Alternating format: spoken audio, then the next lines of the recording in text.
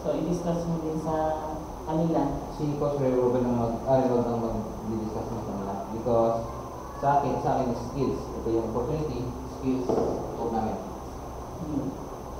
Mga income yung sinasabi, madali na lang yan. Madali na lang yun.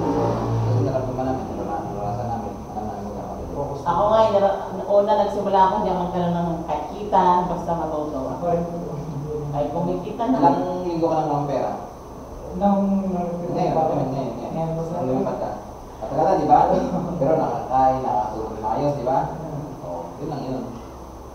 Kahit walang pera, nagtrabaho, kasi darating yan. Yung mga nga sila ngayon, wala pa rin talaga. Nawala pa rin ako dito sa Reyes. Diba? Mga brother, Ay, siya tawag. Tanong Hindi mo. ko tagal ko lang yung ano na walang pera. marami ka pera. So, simple,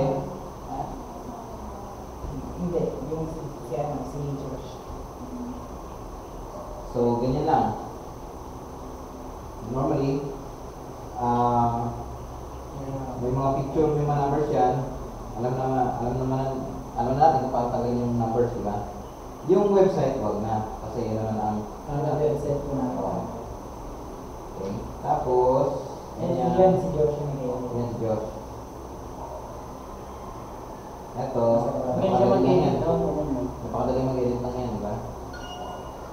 Pero ngayon ito, papalitan ko pa yan ng 10K kasi 10K ito agad yan. Hindi na part. Hindi na 40K.